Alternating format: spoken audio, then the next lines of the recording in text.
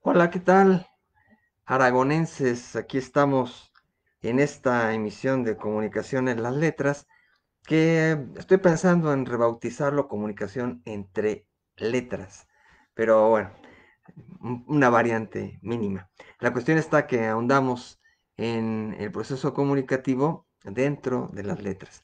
Bienvenidos a todos aquellos que siguen esta emisión en vivo, que se van sumando, o aquellos que la van a ver, aunque sea algún fragmento, en repetición, porque aquí queda grabado. Así que me da mucho gusto saludar a todos los que están en este grupo de Periodismo FES Aragón y que alguna vez fui invitado y pues ya, ahí, aquí me quedé.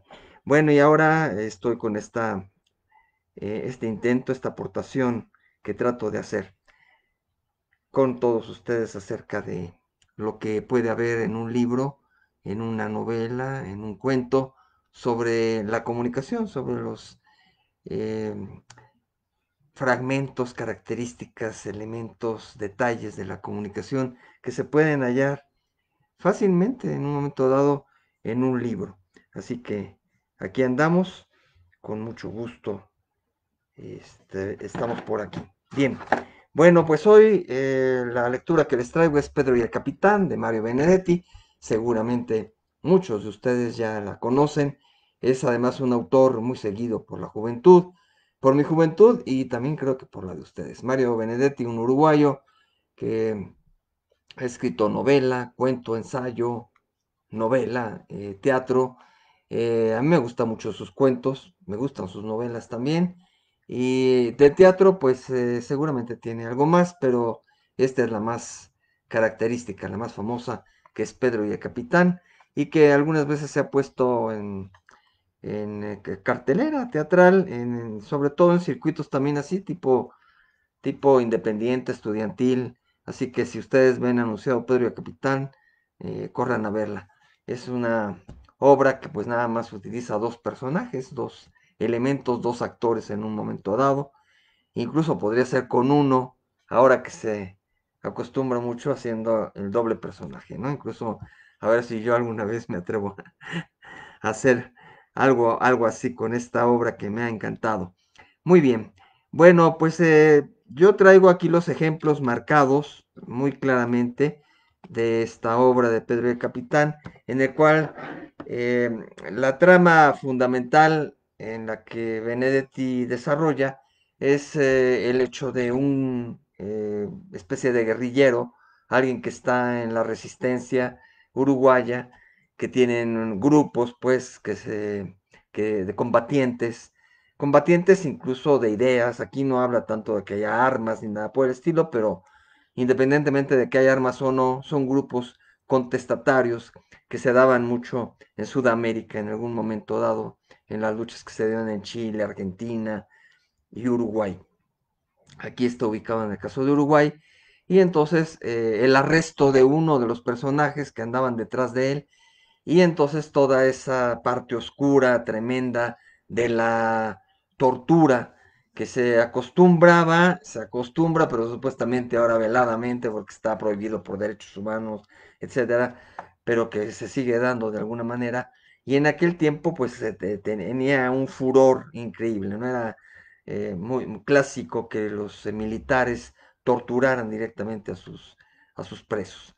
Entonces, es el capitán de la milicia, del entorno allí, de la parte gubernamental, en una época aparentemente indefinida, pero pues que es obviamente entre los años 50, 60, 70 en el Uruguay.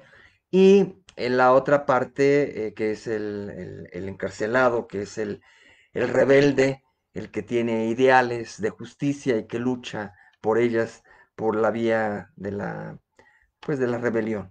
Entonces, está situado así, inmediatamente ha sido apresado y ahí parte la obra. Pedro totalmente en el principio encapuchado, sin que pueda ver, y lo empiezan a interrogar. La primera parte, la primera parte estoy viendo aquí nada más revisando si hay alguna persona que se haya sumado en vivo. La semana pasada que arranqué con este ejercicio experimento, sí tuve la fortuna de tener ahí algunas personas. Ahora, hasta el momento, en este instante, no. También ahora no programé, entré directo, quiero también ensayar con esto porque la vez pasada falló. Incluso, de favor, si falla la transmisión totalmente, no de esas veces de que se para un poco y luego reanuda y hay que estar viendo esta cuestión del internet, sino que realmente parezca que finalizó porque lo saca a uno también en Facebook por una falla, etcétera. Pues nuevamente busquen aquí en vivo, en la parte misma del grupo, y yo estaré buscando nuevamente conectar, aunque sea un nuevo enlace, ¿no? O sea, no la misma transmisión que se tenía, pero una inmediata arriba. Así que es una recomendación que hago por si se sale. La primera parte, yo incluso en mis apuntes le pongo el silencio, porque es lo que caracteriza la primera parte. Y aquí la primera acotación en cuanto a la comunicación. El silencio definitivamente es un elemento más de la comunicación. No aparece en los esquemitas de comunicación habitualmente, no aparece como algo clave, pero se puede ubicar directamente como parte del mensaje, ¿no? O sea, el mensaje puede ser también ruidoso, porque el ruido también en algún momento dado se sumó al proceso de la comunicación como elemento característico, aunque no el deseable, no es un elemento deseable el ruido, y es su contraparte, el silencio es vital, es fundamental, nos dice mucho. El silencio comunica tremendamente en una relación de familia amorosa. El que una persona esté callada dice mucho al interlocutor, ¿no? O está enojado, o está sentido, o lo están ignorando a uno, en fin, el silencio es característico en la comunicación. Y aquí en la primera parte es lo que se advierte en la obra de Pedro y el Capitán, porque de repente eh, el capitán le dice a Pedro, te golpearon un poco, parece, y no hablaste, claro. Y entonces aquí se subraya Benedetti como autor de la obra. Pedro guarda silencio. Luego el capitán vuelve a decir algo, un discurso. Silencio de Pedro. Otro discurso de 10 líneas de parte del capitán. Silencio de Pedro marca claramente aquí el autor. Entonces es una de las características fundamentales que se va dando. Eh, Luego, más adelante, el capitán mismo dice, nunca estaría de acuerdo con esos procedimientos porque confío plenamente en el poder de persuasión que tiene un ser humano frente a otro ser humano. Según eso, el capitán se está oponiendo a que lo estén golpeando, lo estén torturando, bajita la mano, él según eso se opone, ¿no? Pero a la vez da la orden de que pues, lo sigan castigando cuando sale de la celda. Pero se lo dice así a Pedro, y esta lo subrayé porque dice, confío plenamente en el poder de persuasión, la persuasión como un elemento clave de la comunicación también. Todos persuadimos en un momento dado con nuestros interlocutores. Consciente o inconscientemente tratamos de sacar ventaja del otro o de convencerlo o de que nos entienda simplemente el mensaje que le estamos dando. Y el querer que entienda el mensaje como nosotros lo estamos comunicando es una manera de persuadirlo acerca de algo. Claro que hay ejemplos más claros de persuasión, ¿no? Cuando uno saca un permiso, cuando uno saca un sí, cuando uno logra un objetivo de la otra persona, pues es porque ha persuadido convenientemente al otro. Entonces aquí habla el capitán acerca de la persuasión, ¿no? Y que trata de ser también verbalmente, pero no lo logra. De repente al final de esta parte, de la primera parte, le pregunta el capitán a Pedro, ¿estás dispuesto a hablar? Y entonces nos señala el autor, la capucha de Pedro se mueve negativamente, o sea, así encapuchado y toda la cosa. Lo único que acierta a contestar ya no fue el silencio total, sigue en silencio, pero ya hubo una manifestación mímica, ya hubo una manifestación corporal con la capucha y también muy significativa, o sea, su rostro no está frente al capitán, está tras la capucha, y simplemente esa capucha se mueve de un lado a otro diciendo no. Es una respuesta también muy fuerte que da en ese momento eh, Pedro al capitán. Bien, en la segunda parte, que yo aquí subrayo, es la parte en que viene una especie de psicoanálisis de los personajes. De repente aquí nos dice el capitán, así sin capucha te es un poco más difícil no hablar, ¿verdad? Porque empieza esta segunda parte con la capucha fuera. Por fin, vemos como público en una obra de teatro y nos imaginamos aquí en la, en la obra impresa, nos imaginamos a Pedro ya sin capucha. Y entonces ya puede tener, en principio, en la primera instancia, una comunicación cara a cara, ¿no? Ya se ven a los ojos el capitán y Pedro. Y entonces hace la pregunta el capitán y obtiene la primera respuesta verbal. La primera respuesta verbal, que es un sí contundente de parte de Pedro, ¿no? Entonces esto también es muy significativo. Cómo se va llevando aquí, como es un ejemplo de un proceso de comunicación que se va forjando, ¿no? Primero esa parte negativa de los golpes que le han empezado a dar, de la presión psicológica en que está Pedro, el silencio que está llevando a cabo, la perorata del capitán, etcétera, la negativa de la capucha de Pedro, y después por fin un sí, un sí contundente de Pedro. Y entonces empieza el diálogo formal. Ese diálogo que muchas veces se confunde que allí inicia la comunicación, ¿no? La comunicación inició mucho antes inició el proceso de comunicación, desde la primera parte. El diálogo viene a reforzar y a darle un matiz acerca de cómo van a conversar en un momento dado. Hay aquí otra pregunta y le dice el capitán que le gusta el juego limpio y Pedro le contesta, no, no le gusta, pero no importa. Quiero decirle además que con capucha no abrí la boca porque hay un mínimo de dignidad al que no estoy dispuesto a renunciar y la capucha es algo indigno. Muy bonito, muy político eh, y muy claro, pues muy digna la respuesta, ¿no? que le da Pedro. Luego más adelante llega a mencionar empieza Pedro a cuestionar al capitán, o sea, ya no solamente es el entrevistado Pedro, sino que astutamente Pedro de repente, poco a poquito, también esto se va viendo a lo largo de la obra, poco a poquito le va a decir al capitán sus cosas, sus verdades, entonces, pues el capitán se va a salir de balance en un momento dado. Le dice Pedro, porque sí tiene padres, mujer e hijos. Debe ser jodido para usted cuando vuelve a casa, ¿no? Lo está cuestionando de la forma tan dura que él se comporta, de las órdenes que da para la tortura, etcétera. Entonces, Pedro le cuestiona el hecho de que, pues, qué duro ha de ser para él regresar a casa, ver a sus padres o a su esposa, hijos, y portarse como un hombre honorable, trabajador, etcétera, después de haber, golpeado o simplemente eh, puesto en jaque al otro, ¿no? En ciertas circunstancias. Bueno, después nos dice la tercera parte. Son, me parece, cuatro partes, si no me equivoco. Sí, son cuatro partes de la obra de teatro. La tercera es como una transfiguración. Es a tal grado se está dando esta situación de intercambio de posiciones, de entrevistador a entrevistado, que ya Pedro casi es el que está sacándole la verdad al capitán y lo está poniendo contra la pared, ¿no?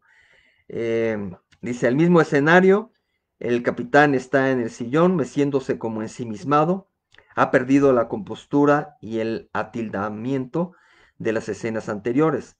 Está despeinado, se ha desabrochado la camisa y tiene floja la corbata. Esto también a nivel de signos, esta es parte de la semiótica dentro de la comunicación, ¿no? Los signos no verbales, pero que también son signos de la conducta, de la cuestión corporal, el estar despeinado, con la corbata floja, alterado, o sea, nos está dando un mensaje también, toda esta actitud, toda esta parte corpórea del capitán.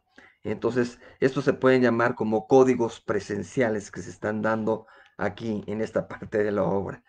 Y hay una parte en que le dice Pedro, eh, a partir de este momento y durante casi toda la escena, Pedro dará la impresión de alguien que delira o quizá de alguien que simula estar delirando, ¿no?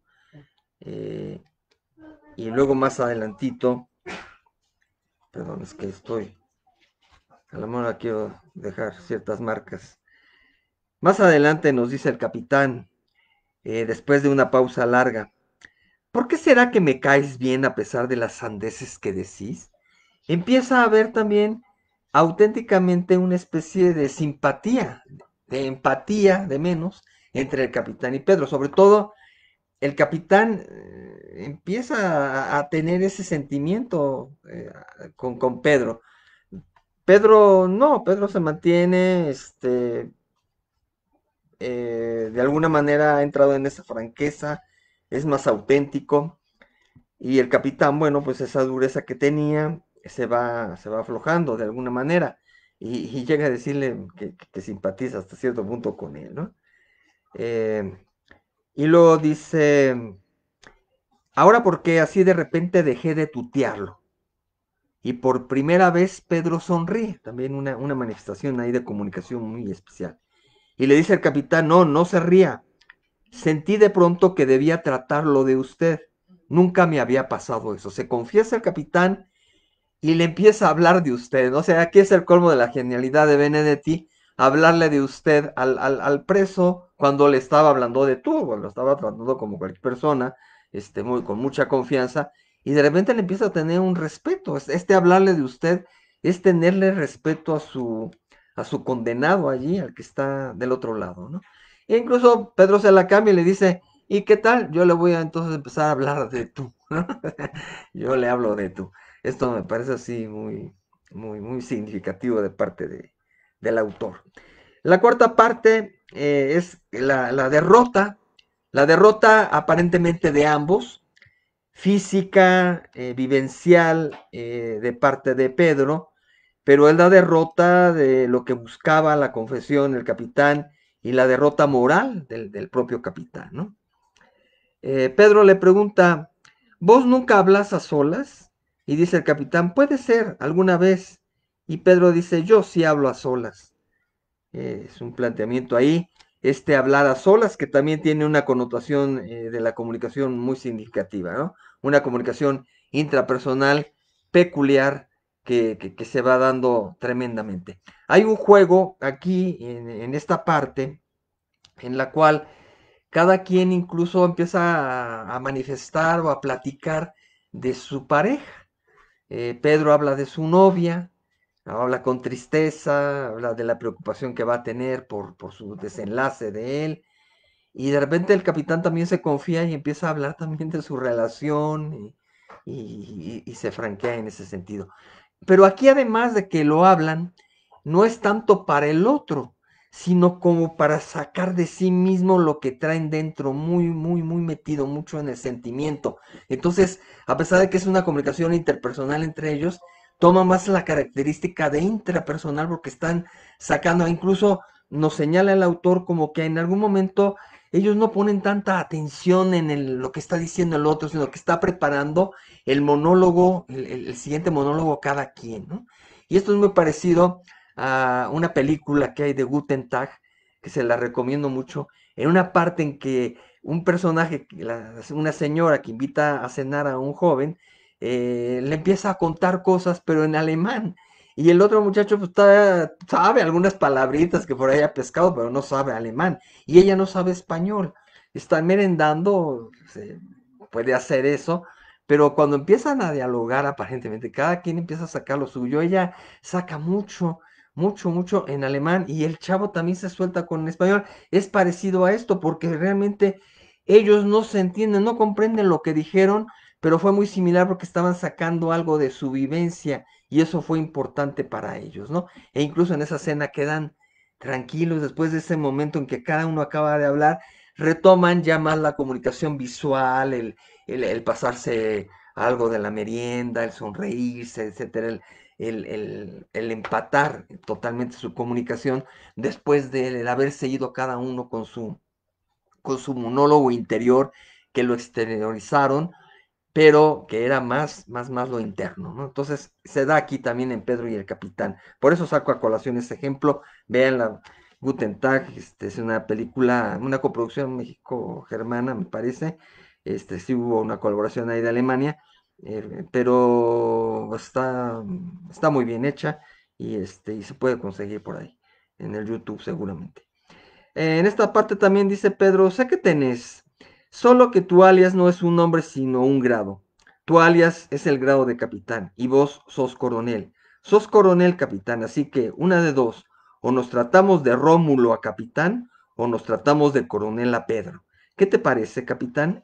Coronel. Es también una marca muy curiosa ahí del usted al tú, del capitán al personaje, con nombre y no nada más así como el preso, sino Rómulo, este, eh, Rómulo, porque además es el nombre de batalla, ¿no? Una de dos, ahorita ya también me dispersé. Uno es el nombre real y el otro el nombre de batalla, ¿no? De Pedro Capitán. Me parece que Pedro es el de batalla y Rómulo el auténtico que lleva en la vida, nada más que se puso un alias precisamente, ¿no? Entonces, él pide en un momento dado, entonces llama, que lo llame por su nombre de pila.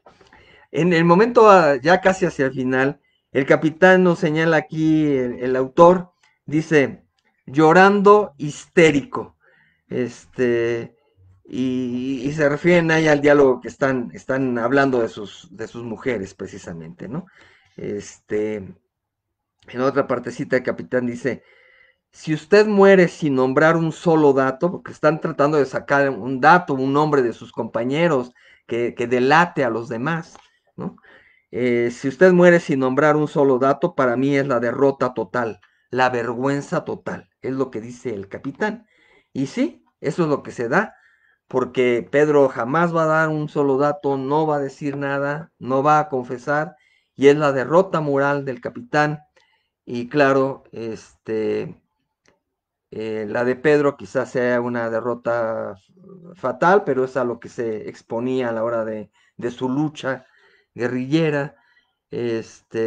Acá también hacia el final vuelve a subrayar el capitán.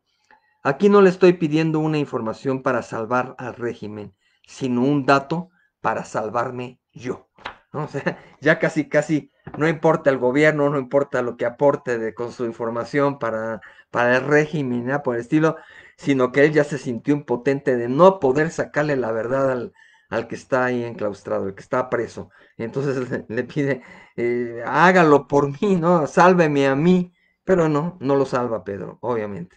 Entonces ahí se redondea todo ese proceso de comunicación, muy interesante, literariamente creo que tiene un gran valor, esto se les recomiendo mucho, y ahí está, pues, esta semillita que pongo yo a ustedes de cómo una obra contiene un ejemplo claro del proceso de comunicación. Les agradezco mucho el que hayan estado por aquí, y pues para la próxima semana, también en viernes, a la misma hora, espero puedan acompañar, o si no, igual cuando esté esto grabado, lo puedan revisar. Voy a seguir con Mario Benedetti, pero ahora con un cuento que se llama La Noche de los Feos. Un cuentito corto, muy corto, pero que dice mucho también de la comunicación. La Noche de los Feos, de Mario Benedetti, el próximo viernes. Los espero por aquí en Comunicación en las Letras, posiblemente con cambio de nombre, ya lo veré si ese lo pongo, Comunicación entre Letras, ¿no? Muy bien, muchas gracias y hasta luego.